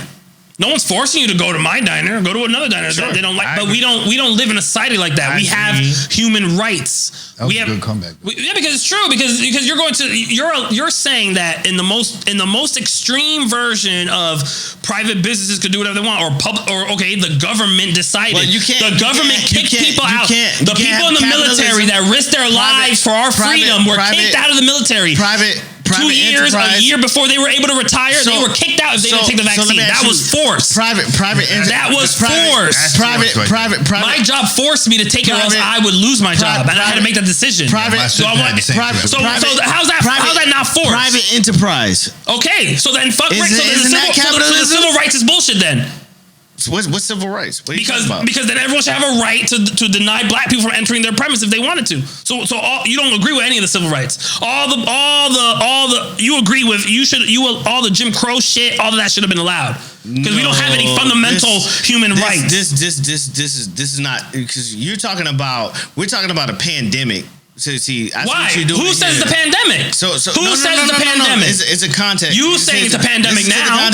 You feel like saying it's a pandemic. You talk about pandemic. Says who? Who said it was a pandemic? We're not. That's not equivalent. Who says the pandemic? That's not equivalent. But who says the pandemic? So this is kind of. What are you talking about? There's an actual pandemic. What are you talking about? But why are you saying it's a pandemic? Because we're having a real adult argument. Okay, so have that adult argument. You're black because you're melanin of your skin. Okay, so now that has no effect on nobody. This nigga is nonsensical right now. What are you talking about? What are you're talking you're about? Saying, an actual pandemic. You're saying because you're saying that you have no rights, that they can do whatever they want. The government can force you to get a vaccine. Fuck it. Good point you had. Get out of the military. Get out of the military. Fuck it. Don't work. You said, like, if you don't take the you're not allowed in the vaccine, store. You're not allowed in the grocery store. All the rights. You lose your pension or whatever it is. You lose everything. You lose everything from the military. Like, so, like, if you're gonna retire in 2 years, that's system and process. That's not forced. That's a forced thing. But you hear it's forced without saying, I'm not gonna put a gun in your head. I'm talking about you lose everything. I'm talking about his private business. Yeah, the black and white shit was just like that. I'm just saying it's the same argument, but it's the same argument. It's not the same argument. It's not the same argument. Yeah, bro. I be real. No, what I'm saying is that we acknowledge. This is my point. We acknowledge that there are certain rights that you ignore the rights of a private business because we're dealing with human beings. That's my point. So the same way we don't allow businesses to do whatever they want, absolutely, because you're a private business. No, land it. That's what I'm saying. We're talking about melanin. No. I'm talking about the rights of a private business. You can't just sit there and say, because it's a private business, they can do whatever they want. As long as it doesn't impose on your constitutional rights. Yeah, but that's my point. But the company has constitutional rights. Yeah, and the Fourth Amendment can be argued that they shouldn't, that with as far as the vaccine go, where it comes to your privacy and stuff, where your vaccine and shouldn't affect your ability to do so. It's covered in the Constitution too. If you want to argue Constitution, so Fourth Amendment. So we need Alan Dershowitz. I think what you should go back to is to really bring your argument, because I kind of agree with you, but you should go back to the part where, like, if you're vaccinated and if you get vaccinated, you're good. You shouldn't have to force me. Here's my problem is this: when I give that argument, right, his answer isn't directly towards my argument. His answer is, well, the business wants to do what they can. That's not an argument against what we're talking about. Because it's a private enterprise. But that's what I'm saying. So he's not arguing the right or wrong of it. He's just saying it's a private enterprise. So that's not fair. How is that not fair? Because in society, we limit the power of private enterprises when it goes against right or wrong as far as being human. Okay, so what's the same way we don't allow private businesses to decide if they're racist. We can break it down, because I don't like the racist analogy. Argue against my point about the vaccine. Don't just say that they're a private enterprise. They're a private enterprise. But why does that matter? How are they imposing on your constitutional right? What do you mean? I'm talking about. Okay, so he's saying that like they're opposing on your rights because like you're forcing me to take it. If I don't take it, I'm not forcing you. You don't have to work for me. Oh my God. Yeah, but like yo, that and so technically, am I putting a gun to your head? No, but you can go work at McDonald's. Bruh, so I'm gonna leave my lawyer office to go work with them. So now, if I don't do it, I can no longer. And McDonald's also isn't gonna let you work if you don't take the vaccine. Okay, so find a job. Oh my God! So is that not forced? And like, I can't take care of my kids. I can't take care of my family. No, but there were places where the government, the New York City made it a law, so the businesses didn't have a decision. In New York City, the businesses were forced to. They were risking their job, their business, if you allowed people to go into your business vaccinated. That's where I would argue. Yes. That's where I would argue. And Neil deGrasse Tyson is from New York City. That's where I would argue. Okay. When the government gets involved and says that I have to impose this, that's okay. So it was everything. But it was everything. It was all of it. It was all of it. There was no protection. Owner, because I'll go to the bakery that didn't want to make the gay cake. I disagree. That's not 100% true. Well, just use it as a hypothetical. The bakery that didn't want to make the gay cake for the gay couple, I think that's their right. Yeah, so private enterprise, I think.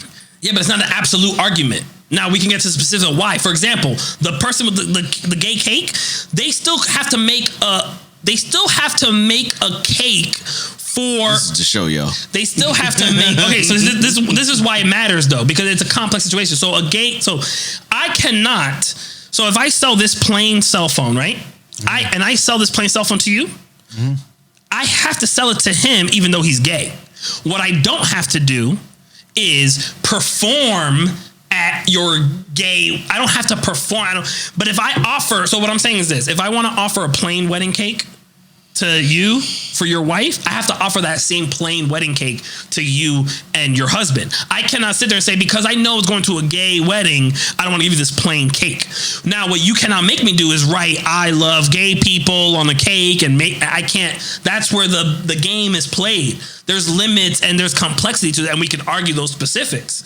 That's all I'm saying. But to sit there and say like, oh, no, everyone could just sit there. You're not forced to. You're just, your whole life is completely ruined to the bare bones minimum because it's private enterprise. It doesn't make sense when the vaccine doesn't stop transmission. But that's the reality. And if you take it, you're protected. But that's the reality. That's what we're arguing. That's the reality. But that's what we're arguing. So I can argue that Neil deGrasse Tyson right or wrong. But I can. Do they have the legal right? Okay, El Fuerte disagrees with Neil deGrasse Tyson about vaccines. Why? Because on the podcast, Neil deGrasse Tyson was talking about how vaccines. It was morally correct, or it was correct for society to force vaccines because of a social contract that if it stops transmission, then you shouldn't be allowed to spread transmission. But that's not true, and that's why I disagree. Okay. That's the topic. I don't. So we have two different topics. My topics was how he got to where he got to the rationale in terms of risk and statistics. Okay, and he was biased as fuck. You know what he says? He sat there and said, because if you don't take the vaccine, you have a 3%. He said, he's smart.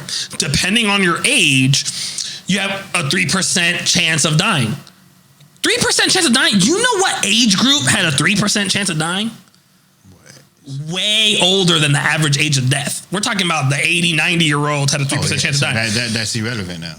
As far as our age, it was not 3%. It's closer to just like a really bad flu. So to complete, and then it was funny because there's a part of the podcast where they almost got him where he had to admit that lockdowns was really bad idea for society. My thing about COVID in general is just the vaccine mandate, the lockdowns, everything was so bad for society compared to the virus itself that that's why the show's gonna get suppressed. No, it's not only that. But you know what worries me? I'm a piece of shit. I'm a nobody. Compared to the 8 billion people on Earth, there are way more people older, smarter, wiser, experts in all these fields. I'm not somebody that. So the fact that I know these things, I know there's people in positions of power that really know these things. But because of that, and they chose to do shit I think it was like because it was a bigger picture have, behind all this. You are. I'm gonna try your trick. You're morally superior than those who abide to religion, to their form of religion. Did I do a good job? Yeah. Because their religion might be COVID and the vaccine. You know. It is a cult. It's I mean, that must be the next topic or something. I try to do what he do. He does it great. That was a good one. I tried, man. That's why I let him do it. but actually, I don't fully understand that topic. So what did you mean? Because remember, you were going to explain it, but then I didn't let you. So I talked to a lot of people who, if you don't know, I'm living my truth. I'm a nihilist. I'm an atheist nihilist. So I'm a religious atheist. What? I hate when he says this. Religious atheist? Go ahead and explain it to him. No, go. Because me and him, he knows. Do you have faith in a particular religion? Or I don't believe. I believe that there's something bigger than me, but I don't follow no set religion or nothing. Agnostic. Like Yeah, basically. Kind of. You're an agnostic. It's kind of like agnostic. Almost. Kind of, sort of, because you're kind of admitting you're acknowledging a supreme. You're almost acknowledging that you don't know what it is. No, I believe in God. I mean, I think. But a Christian God, what version of God? There's no, because I think, I'll be honest with you, I think everybody just uses their thing to benefit them. Yeah. So I don't really follow religion. I guess the question is, does your God personally intervene? Is he like watching you and like all that part? Yeah, like, I can't tell you. Like I do I pray or do so here's the question. Well, no, does God but actually intervene in your life? Try to imagine a hypothetical where you're atheist too. He's a religious atheist. I don't know what that means. So I made it up. Oh, okay. He did. He really did. but it's all good. No, me and him. But we don't agree. Okay. More recently, we don't agree because I believe that there is something in religious texts that. But anyway, if the Bible was never invented, if Islam was never invented, Judaism, if all these religions were never invented, and you were never exposed as a child to the idea of the Holy Bible, the Quran, the Torah, so on and so forth. That's my argument. Would you still believe in a God, even though you don't? Because here's my question, I guess. So I probably wouldn't believe in a God as we see it tonight, but I would think that there's something bigger than me because there's a lot of stuff that you've experienced. Yeah, so I've like seen stuff. I've like we're not even gonna go into some of the stuff that I've like seen. I think so. that's I would preface, but like I believe that there's something bigger, and I don't like really follow the whole Christianity thing. But I think we would agree. Yeah, there's bits and pieces of everything. So what I do is I take bits and pieces. If that makes sense, I take that. If that makes sense, if he says something as an atheist and it makes sense to me, I'd be like, I give it to you. You know what I'm saying? Yeah. But it's because I don't know. You know what I'm saying? Because I think you and I are on the same page. My biggest thing is nobody has given me a great outline of what a God is. For me, it's the universe. Yeah. So no. I would say. So, what does that mean? What do you mean? What's omniscient, omnipotent, and omnipresent? The universe? Does it personally? The universe covers the three. But does it personally intervene? I don't know. I don't 100% know because there's science that we don't understand. So. Oh, wait. I'm sorry. Does it personally intervene? Does it have its own consciousness that it's interpreting? Right. I don't believe. No, I don't believe that. I don't believe in. So do you believe in manifesting stuff or like? Well, that's different. Thinking and all that before we go on that tangent, to a degree, because you got to that place. Then what's the practicality of it? You know what I'm saying? If it doesn't personally with conscious intervene. Yeah, because it still holds the information. It holds wisdom and morals. Because see that's my thing with the whole thing. I just think that's why I don't really care. Like, I don't really get too much in like oh, you're a Christian. You're like whatever keeps you morally intact. I think that's good for you. That's why So you say you're morally superior, but so then where do you get your morals from? Myself. What does that mean? So I This is a operate. good topic because me and him. I'm gonna like. I believe that humans evolved in social groups. Because of those social groups and the pressures of the environment, we knew that we were better in groups, right? But we also learned that there's certain things that, I think empathy is an evolutionary trait. This is why you see monkeys mourn dead. Yeah, you dolphins see and dolphins mourn dead. elephants. It's because we socially evolved that way. So it's not hard for me to appeal to that nature. But I don't need religion. I don't have to operate from a reward system or a fear system. Yeah. It's just an emotionally it's evolutionary that I empathize. Like, I wouldn't take from you. I'm a narcissist, so I might. But see, and that's where the problem is. Yeah, I call people like him spoiled brats. I operate from a sense of self-imposed righteousness. Like, I want to be a good guy, but because I do that on my own, it's what I want to do. But I don't do it from a reward system. I'm a nihilist. I don't think none of this matters. So that's why I think that I'm superior. That's why I say I'm morally superior. Something needs to be there to stop. Well, that's why I'm saying whatever keeps you morally tact, and that's you need to have something, because if you don't, you can always justify you doing some fucked up shit because it doesn't really matter. See, it doesn't really matter. It doesn't or there's no consequences to it, and no, this is what I want, so you would just do fucked up shit. So that's why I feel like something has to be there, but I just don't like religion. I feel like that religion is set there to separate everybody. I gave you the outline of what morally I would use to be. And then you just said, I don't know, I might take it because I'm a narcissist. Yeah. I'm joking. I want to defend why you're a spoiled brat. I'm joking. But I know that to be successful in a social group, I have to adhere to certain certain behaviors and certain cultures that allow me to be optimal in those groups. Because if I wrong you, then I lessen my network, So, I'm listening. So, if wronging me did not lessen your network, it's cool. You can do that. This goes back to the loyalty conversation that me and you had. I don't believe in loyalty. I believe in it to a degree. I believe my loyalty in the way people earned loyalty, maybe. Mine is earned loyalty. It's I put loyalty in the same bag as I put motivation. Yeah. It's just like a useless thing that it sounds good and it feels good, but reality, you have to operate from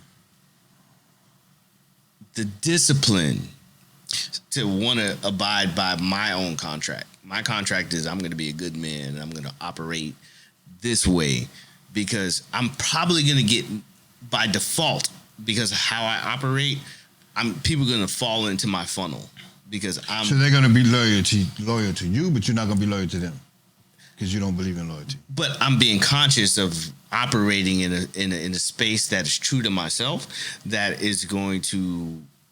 It's kind of what we say, by default, you're going to win because you're around me. It's because I'm consciously making this decision, not because of reward of heaven or fear out of hell. That's why I say I'm morally superior. Well, so that's what I'm saying. I don't do loyalty because I feel like I'm going to go to hell if I'm not loyal. Because I also said, it's your honor system, but it's the honor. It's an honor contract that you made. A lot of people, how they do that. That being loyal to thing, we was talking before, you were disloyal to me first before I was ever disloyal to you. Because if you put me in a situation where I don't belong, you were disloyal first. So to put you where we talking about, so we were saying if I, like I said, me and him rolling, and I purposely go out on social media and say, and told this guy, whoever this dude is, like, your mama sucked my dick last night or whatever, just some random bullshit. Yeah.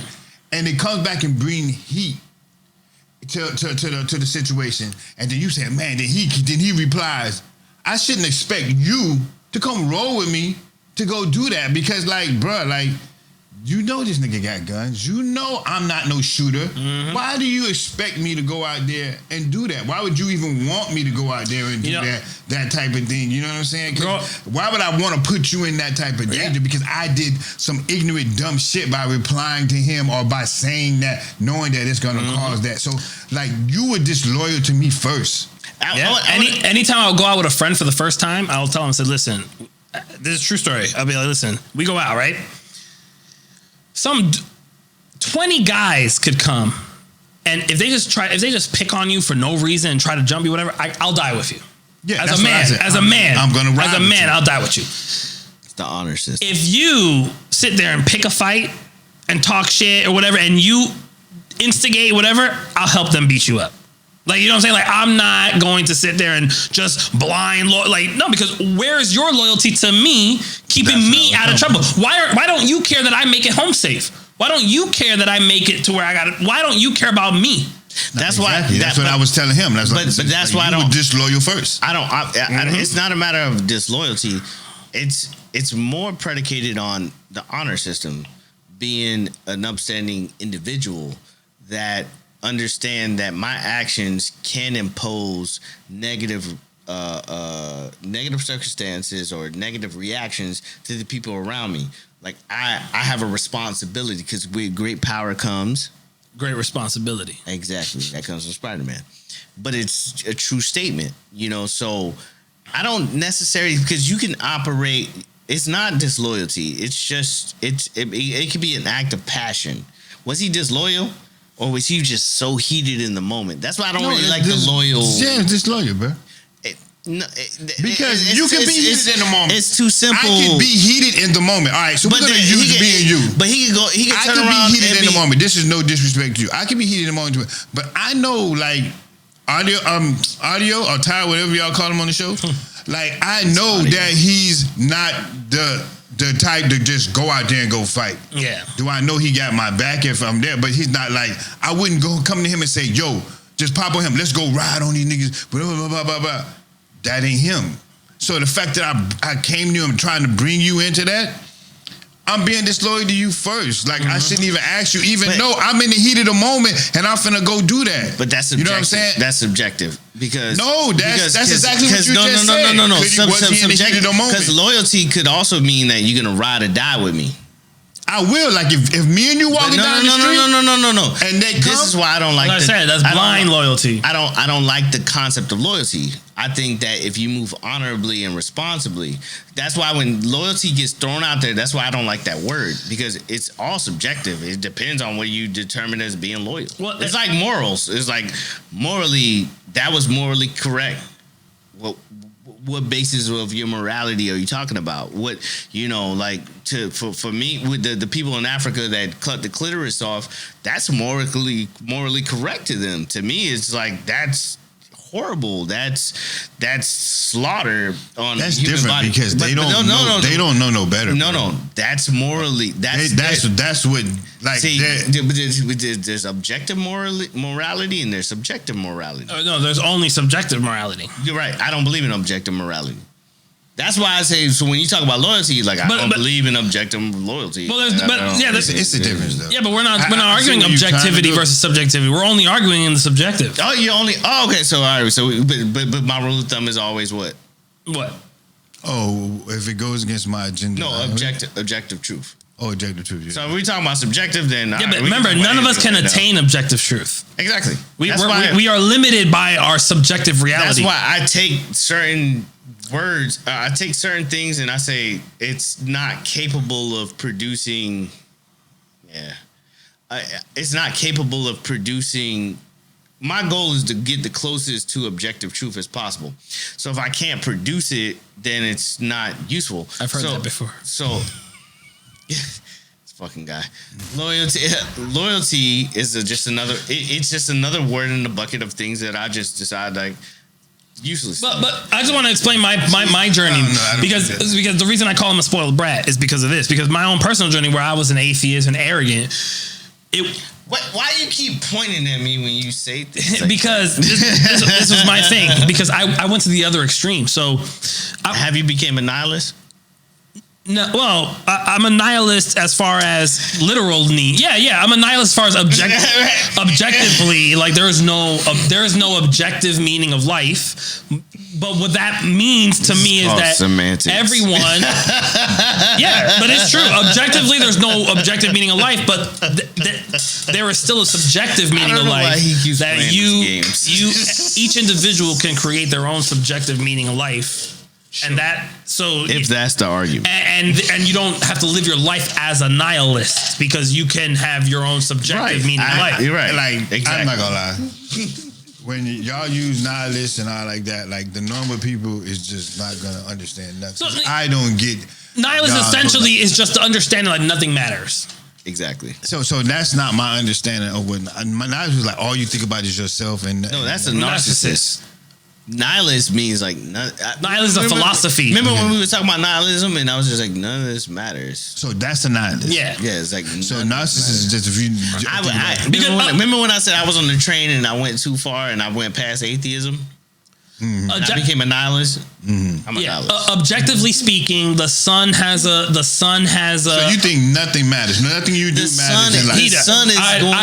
The sun is going to eat. The sun has a certain lifespan, and even if we move to other planets, eventually the universe is going to expand and reach the end of entropy, where it's going to reach literal 0 degrees, where all movement stops.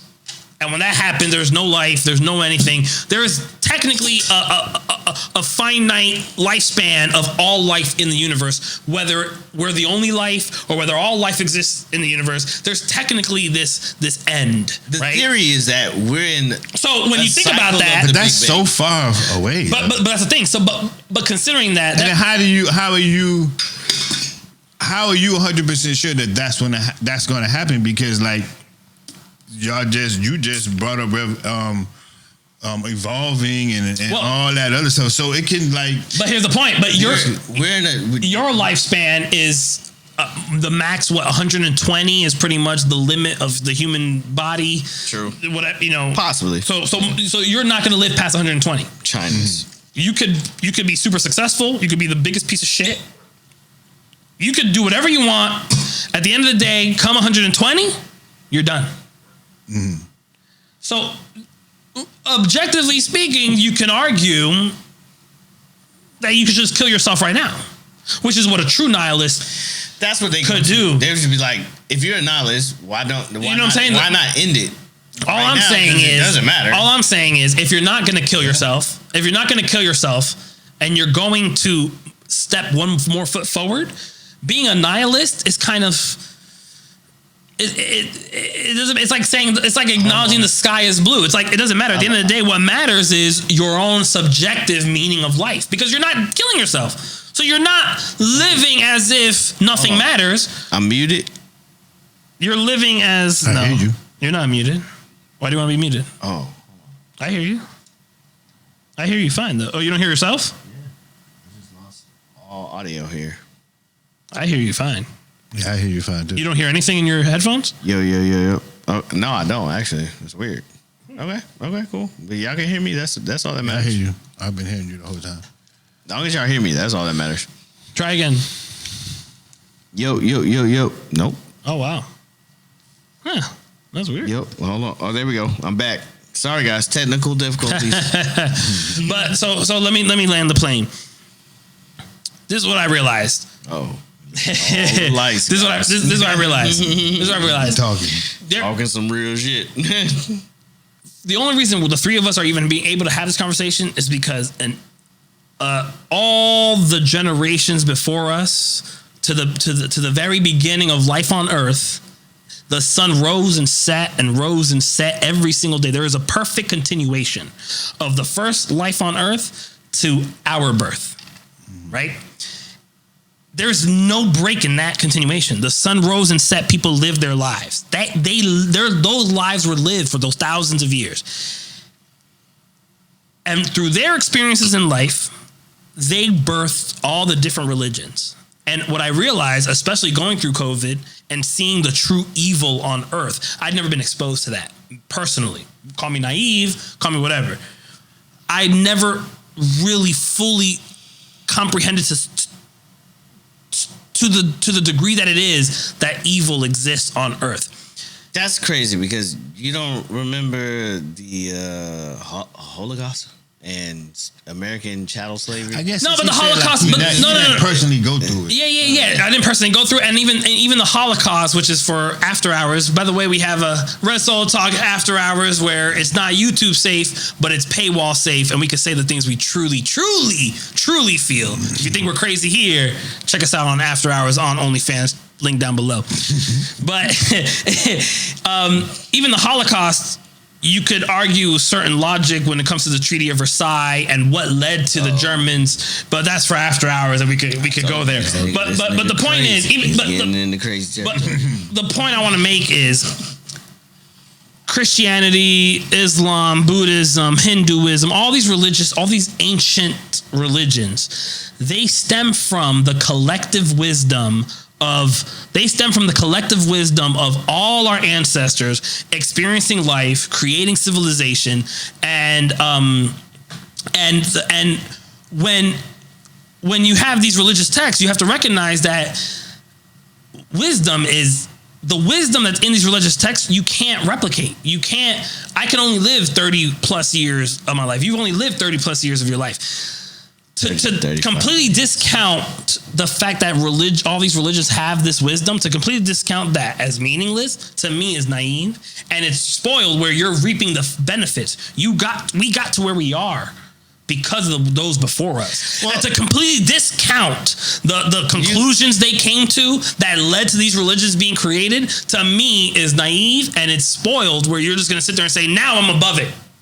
Now I'm above the fact that Christianity and Judaism and Islam and Buddhism and Hinduism and all these religions got us to where we are. Now we're going to throw it out the window because my morals came from me being so amazing. Instead of my morals came from the fact that I was born on this time of the lifespan of Earth that includes all the wisdom that is still collected in those holy texts.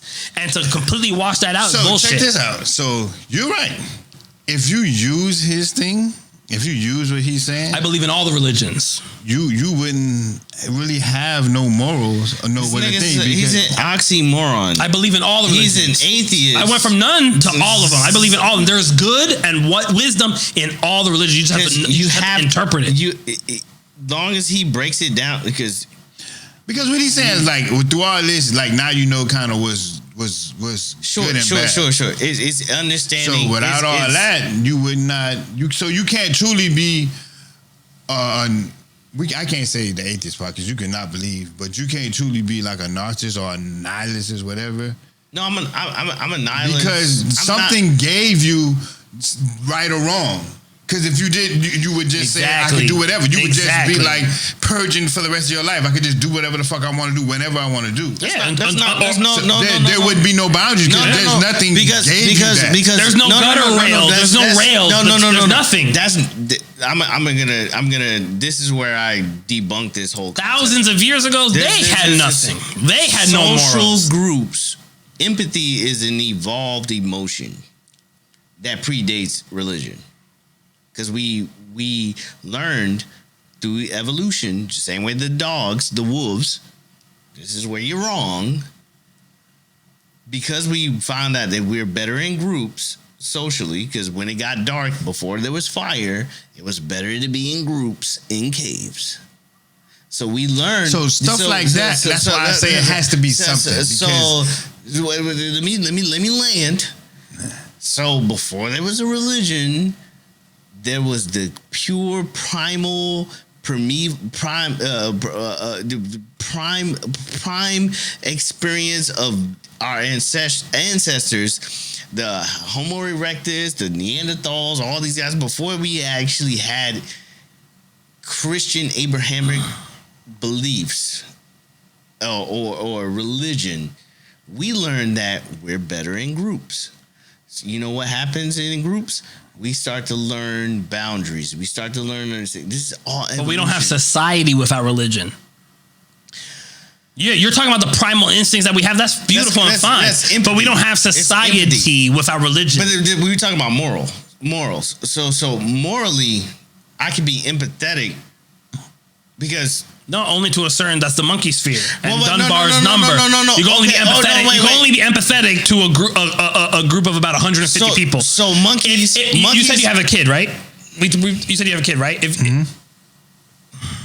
I said yes. Okay, no, I know. It's just what I'm about to say. But I'm not gonna take offense. Okay, so if you found out that right now during recording this podcast something very bad happened to your kid, it'll devastate you, right? It'll destroy you. Yes. But if you also find out that while we recorded this podcast, a school bus of 50 kids in Zimbabwe, it's a monkey speed, fell off of a cliff. Like you're probably gonna wake up fine tomorrow. To be completely honest, you're probably gonna wake up fine. So one kid, which is your own, matters so much more than 30, 40, 50 kids. Because they're not in your monkey sphere. You're not empathetic towards them. You're limited to how many people you be empathetic for. So yeah, that's true. That you feel for them is just to a certain extent. Yeah, but it's not the same. It's not.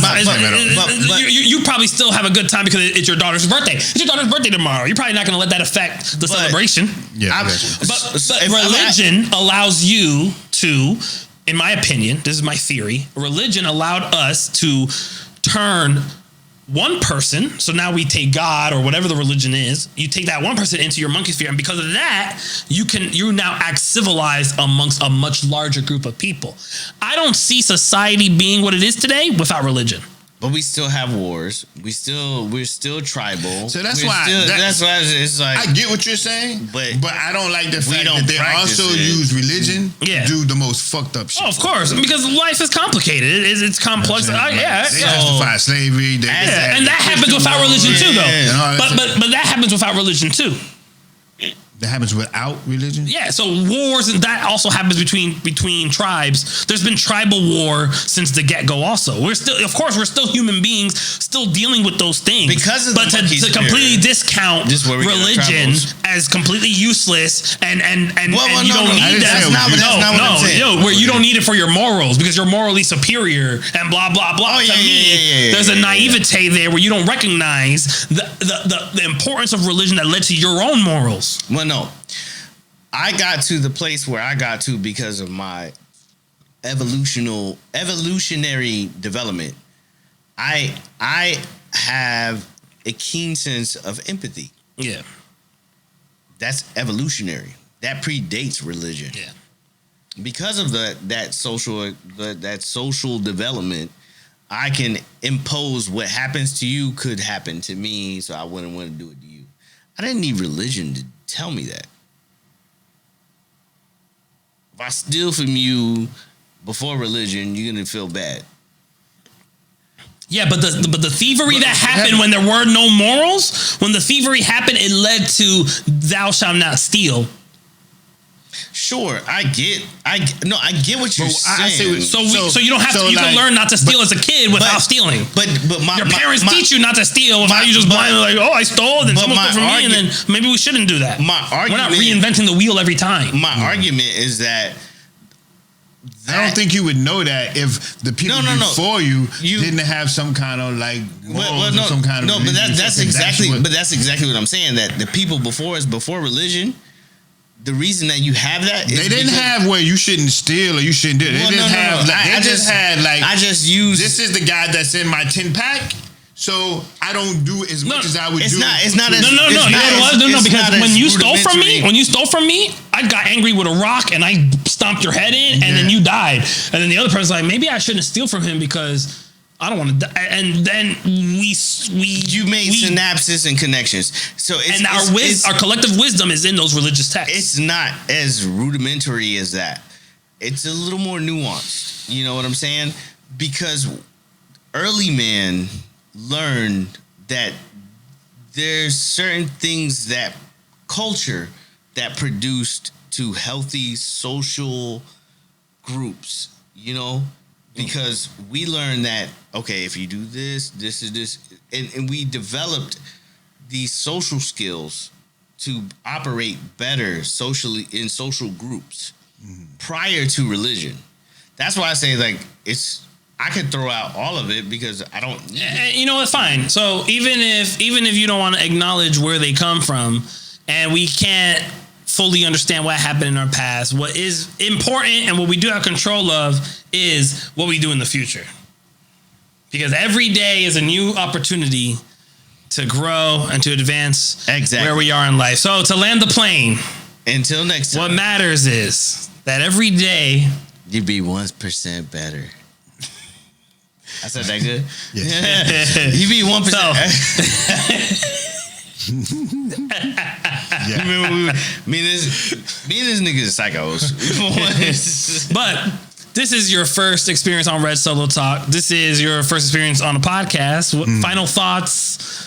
I enjoyed it. I ain't gonna lie. It's not as, but it's not as hard as I thought it was. It's not gonna be like once you forget the camera's on. Yeah, that's what it is. Once you forget it, and I'm not gonna tell you, the music in your ear helps a lot. 100%. I was thinking that the whole time. I was like, yo, this kind of like relaxes me. It's like, I feel like I'm just at like a club or I'm somewhere just talking among friends. And it's just we're recording our hangouts. Yeah, exactly. So yeah, but I don't mind doing it again. It's actually like cool. I think I like it a lot. Only thing is I don't have all the big words and all this you have your words. You don't need. You have your words, right? Yeah. And you have your wisdom. See, I that's one of the things that anytime I ever meet someone older than me, I always ask them for advice because I'm a narcissist, right? But that's semantics. I'm humble enough to understand that I am limited by my experiences, and wisdom is time plus experience, and you can't. There's no substitute for time. There's no substitute for experience, and yeah. So big words, whatever. Like I value what's in your brain so much more because of that. Because of just there's things that you have that I can't have. I have to wait my turn. I have to. I you know what I'm saying? So I constantly, I'm always trying to learn from those that have already lived before me because they have things that I don't want to wait. So closing statements. Yeah, this is Red Solo Talk, and we record our hangouts. And one of the things that I love about doing it is you exercise your thoughts, you exercise your brain. When you listen back to it and you get to hear what you said, how you said it, when in the moment, you're in the moment. But when you a third person, you get to learn so much about how you think and how you portray yourself. And that this is the first episode of 2023, and it just reminds me of just how much I look forward to that first episode of 2024 and 2025 and 2026, and just the growth and just all the great positive things we have ahead of us. So I'm gonna send that positivity into the year. Until next time. You said it beautifully, my brother. What I think about closing remarks.